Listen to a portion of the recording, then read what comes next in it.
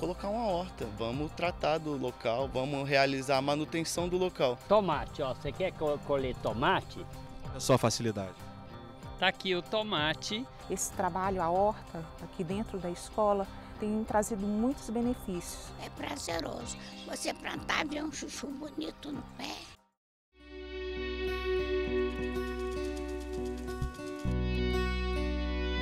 Sabe aquela frase, gentileza gera gentileza? É mais ou menos desse jeito que funciona com as hortas. Mas calma que você vai entender melhor do que a gente está falando daqui a pouco. No programa desta semana e no próximo, vamos mergulhar nesse mundo colorido das hortas.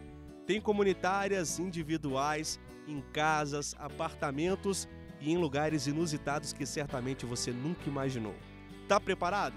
Então vem com a gente.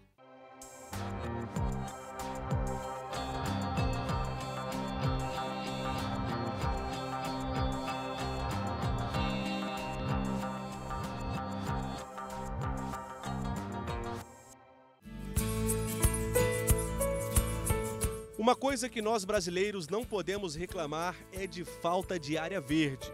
Podemos dizer que somos privilegiados. Se você observar bem, estamos cercados de matas e florestas a todo momento. País tropical é assim mesmo. Que bom, né? E aí tem um pessoal que junta o útil ao agradável. Se tem espaço, terra boa, por que não plantar em área pública? São as hortas comunitárias.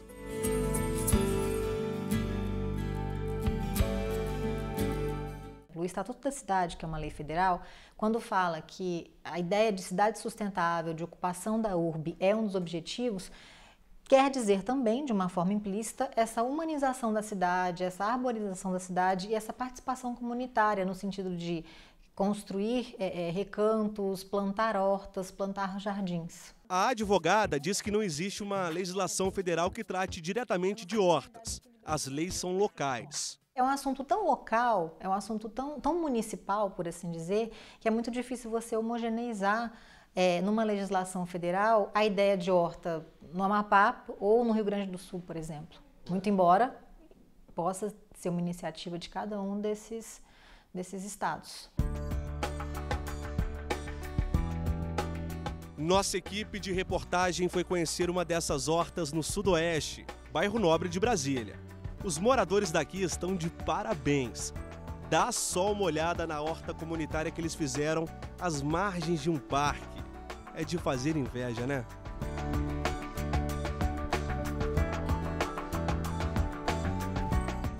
A gente pode dizer que o seu Osvaldo é o precursor dessa horta comunitária. Há mais ou menos 1 ano e meio, nada disso que a gente está vendo agora existia.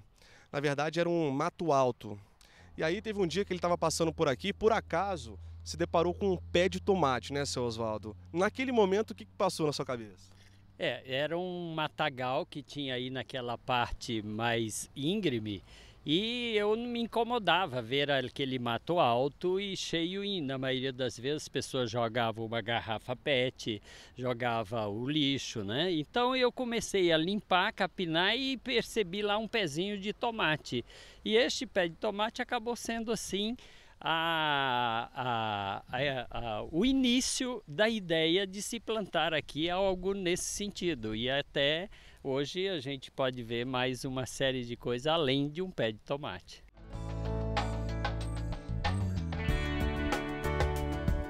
Muito além de um simples pé de tomate. Olhando assim rapidinho, a gente encontra alface, temperos como coentro, salsa, cebolinha, feijão, melão, pimenta, hortelã e muitas outras espécies de alimentos. A gente vai caminhar um pouquinho agora, só para você ter ideia. Aqui nós temos mais ou menos 100 espécies diferentes. Seu Osvaldo, dá para a gente mostrar rapidamente o que a gente tem por aqui? Ó, por exemplo, ó, tomate. Ó, você quer colher tomate? Olha. Olha só a facilidade. Tá aqui o tomate. Aliás, é da mesma espécie que a gente colheu lá no primeiro pé daqui. Deixa eu só mostrar para o pessoal de casa. Olha só o tomate que o seu Osvaldo acabou de colher. Muito bonito e orgânico também, mais saudável, né, gente? Também conversamos com Juarez. Ele é jornalista e gestor ambiental.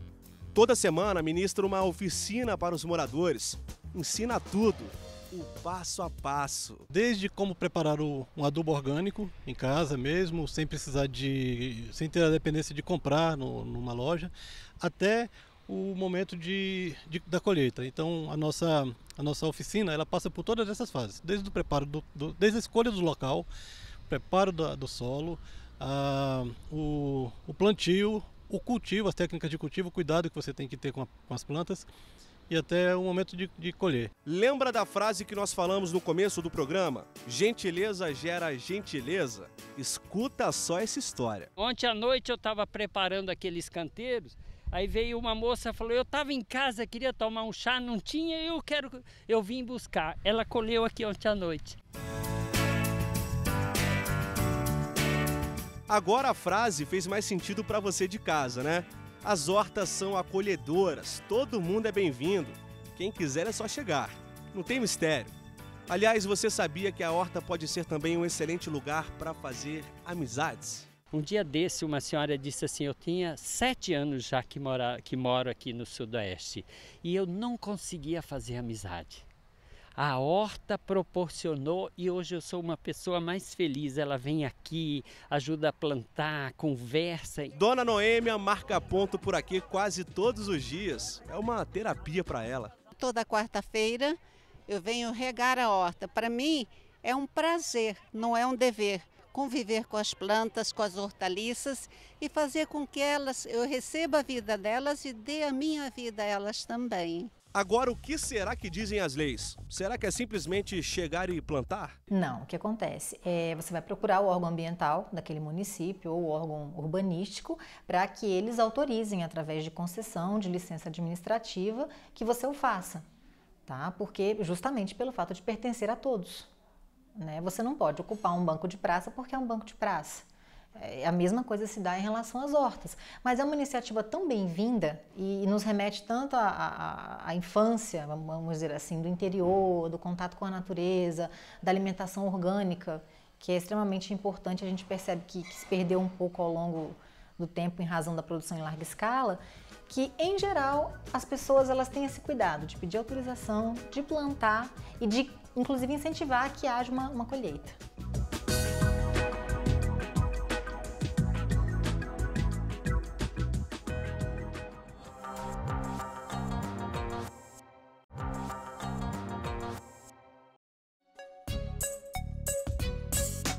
Plantas, temperos, chás, tudo em um apartamento no coração de Brasília.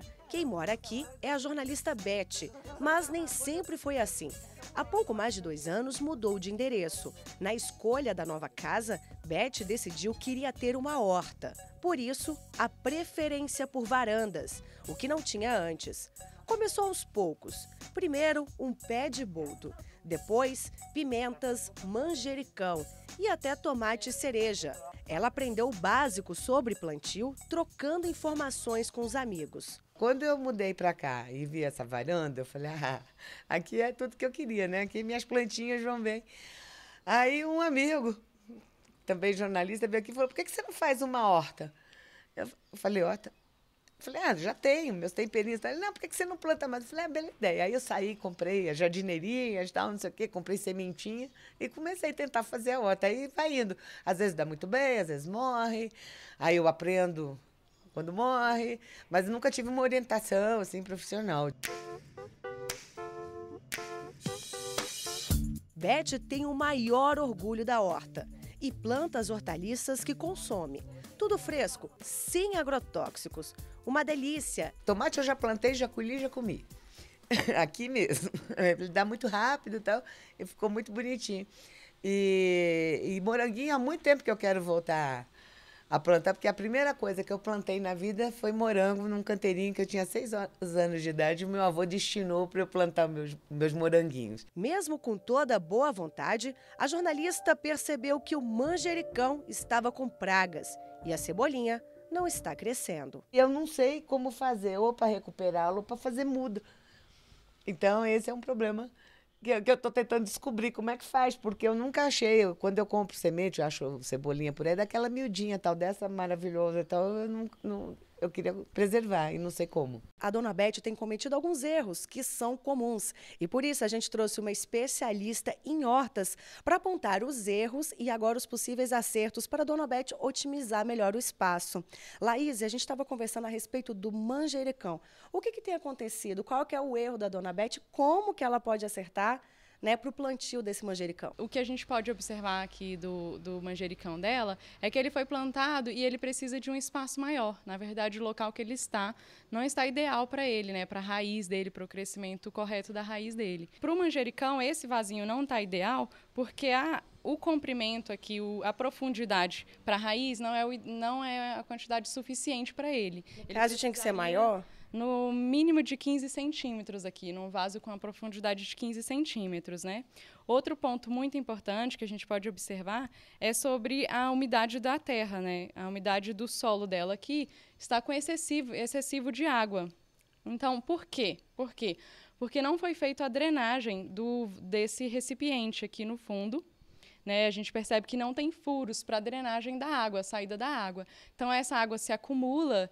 E a raiz da planta, ela precisa de oxigênio, ela precisa de nutrientes, ela precisa de respirar, né? Ela precisa de um espaço de crescimento. A parte inferior da planta é, às vezes, mais importante do que a parte superior. E quando a gente começa a cultivar a horta, a gente tem que ter em mente que ela precisa de, no mínimo, 4 horas de sol. Pode ser o sol forte, pode ser o sol, mas a planta está adaptada para isso. Ela precisa, para produzir os nutrientes, para produzir uma planta vistosa, rica, ela precisa desse sol, né? Então, é o primeiro elemento que a gente tem que pensar quando a gente vai ter uma plantinha em casa, é a incidência de sol.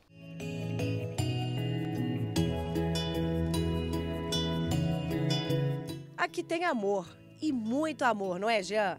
É ele quem cuida de tudo nesse espaço em Águas Claras, perto de Brasília. Colocou placas, garrafas PET. Com o sol, ele busca energia para limpar o canto, quase sagrado.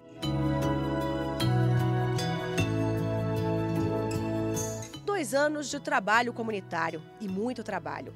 Aproveitou esta estrutura de madeira de um parque da cidade, plantou manjericão, salsinha, pimenta, orégano. O resultado?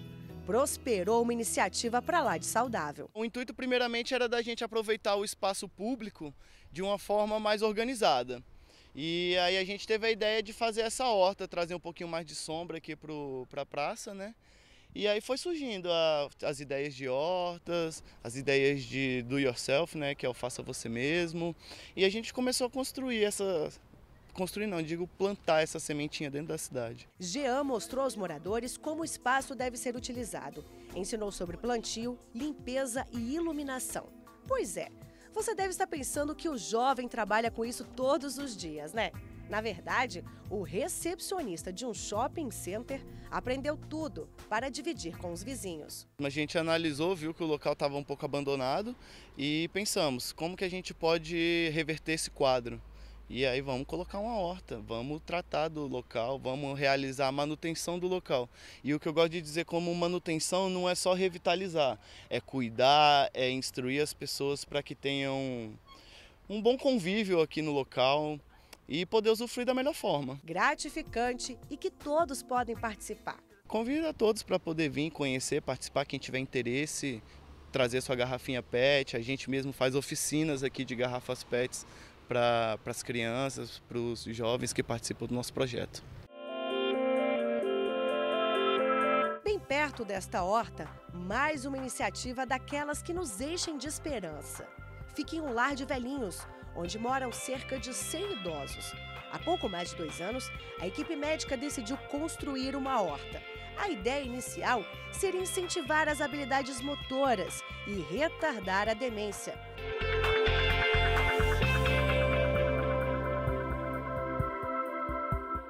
Tem idosos que não sabem mexer com tal planta e o outro vai lá e ensina. Tudo isso está ajudando também na plasticidade do cérebro, né? Então, novos aprendizados, eles ajudam também na questão de retardar as demências, né? Ajudam ao idoso se motivar, né? Aprender coisas novas, tá vendo que dá conta de aprender. Então, isso reflete em outras situações da vida deles também.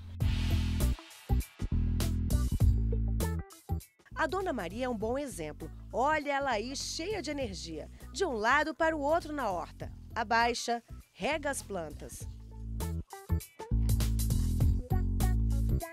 E ainda puxou a orelha de uma das coordenadoras. Não pode plantar tudo em recipientes. Por que mesmo, Dona Maria? Quando a tioca muda mais ou menos assim, você tem que fofar a terra. A terra já amassada, molhada, encharcada com estrume. Pode ser de galinha, de boi, plantar. E botar as sementinhas que nós temos da terra agrícola, semente, né? Aí semeia assim por cima e vai molhando. Porque as couves vêm bonitas, as alfaces vêm bonitas, né? E quanto mais, pouca química, mais botar pouco e molhar. A psicóloga está orgulhosa. Conta que a Dona Maria é uma das moradoras que mais aproveitam o espaço. Ocupar a mente, plantar e colher o próprio almoço. Uma maneira de se sentir útil e que prolonga a vida. Eles conseguem passar, né, o que conhecem, conseguem colher, conseguem plantar. E isso tudo ajuda também a ansiedade a diminuir. E se depender da Dona Maria, não vai parar nunca. É prazeroso. Você plantar, ver um chuchu bonito no pé. Você vê, vai ali, pega uma folhinha de um tempero, pega de outro, leva para a cozinha, sua comida sai gostosa, saboriosa.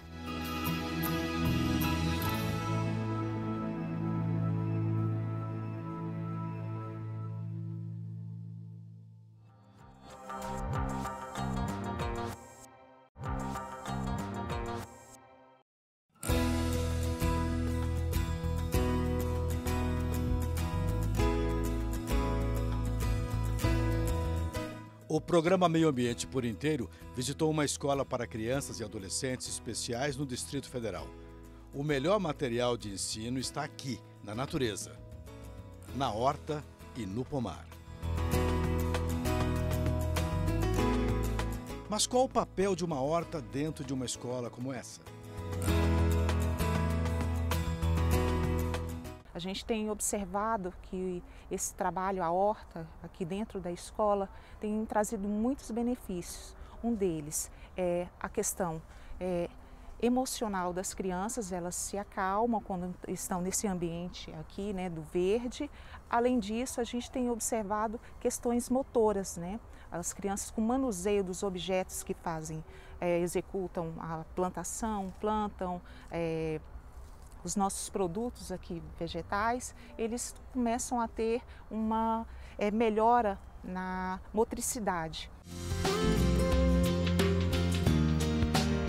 Horta é comida, é terra, é lição de todo dia. Esse conceito é assimilado pelos alunos que frequentam essa escola.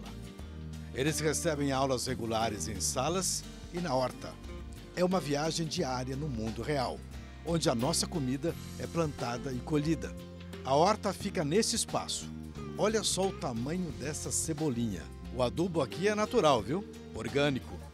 Tudo que é plantado é consumido pelos alunos. O que não é usado é vendido na comunidade. A boa vivência no manejo da horta ajuda os alunos também em casa. Sim, a gente escuta muitos pais relatarem que as crianças voltam no dia da aula da horta mais tranquilas. Isso para a gente já é uma satisfação muito grande. A horta é vida pura. Os alunos se divertem com o trabalho.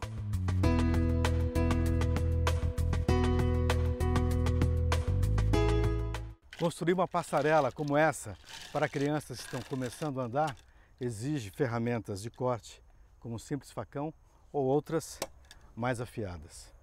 Mas o grande atalho dessa passarela é que as crianças que caminham por aqui estarão dando uma caminhada para o futuro. Elas são especiais e essa ponte pode acompanhá-las. A obra é feita à mão. O artesão está no 5º dia. Troncos cortados e amarrados com cabos sintéticos. A puxada forte prende cada pedaço de madeira descascada. As mãos desse homem manipulam ferramentas agrícolas, produzem comida para o corpo. E como filósofo, já plantou conhecimento em muitas salas de aula. O trabalho segue. Falta pouco para a inauguração. Talvez mais um dia de agrofilosofia.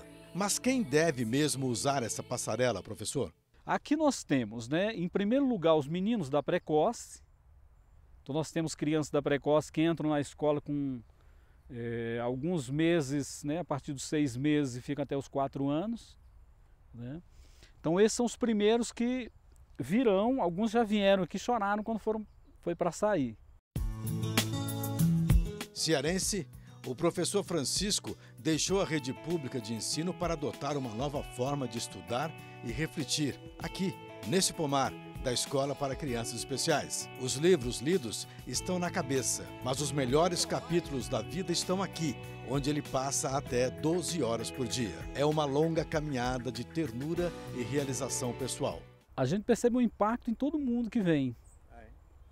Então a comunidade, quando chega, sente um impacto, os professores, as crianças, tem muitas delas que estão dentro de sala de aula estressadas, cansadas. E aí a hora que vem aqui, porque embora a gente não perceba, mas há uma série de energias maravilhosas que a natureza deixa emanar. E eu acho que elas recebem essas energias, daqui a pouco você vê as crianças sorrindo, alegres, sabe, brincando.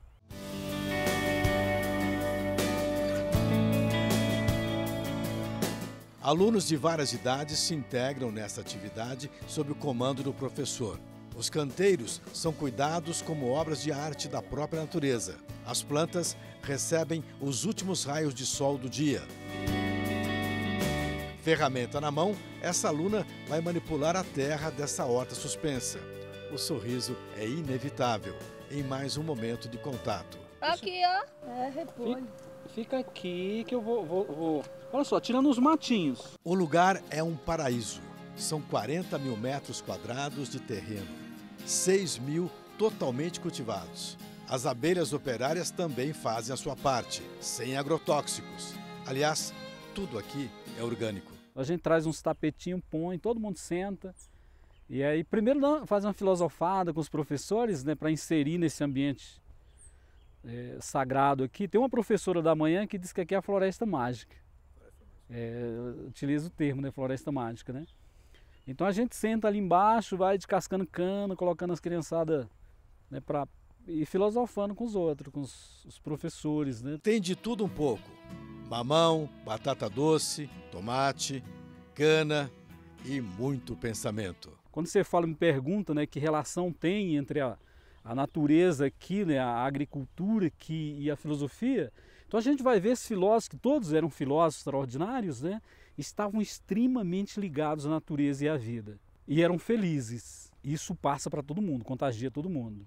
Então isso aqui não é só um ambiente verde, onde a gente encontra algumas plantas que já oferecem os seus frutos, onde a gente escuta os passarinhos cantarem, as formiguinhas trabalharem, a natureza, o vento soprar, mas a gente percebe, né, que há uma sintonia. Quando eles penetram aqui, eles entram nessa sintonia sublime e aí aquietam, acalmam, né? Isso vira uma terapia extraordinária, da alma mesmo, não só do físico, mas da alma também. Bem, depois de amarrar mais alguns troncos, o professor testa a segurança da esteira de madeira. A ponte está quase pronta e o futuro já está chegando.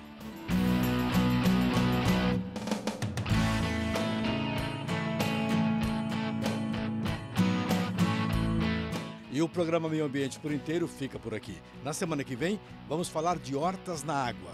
Se você quiser rever este e outros programas, visite o nosso site tvjustiça.jus.br. Quer sugerir uma pauta? Envie um e-mail para a gente, meioambienteporinteiro@stf.jus.br. Até a próxima semana, pessoal!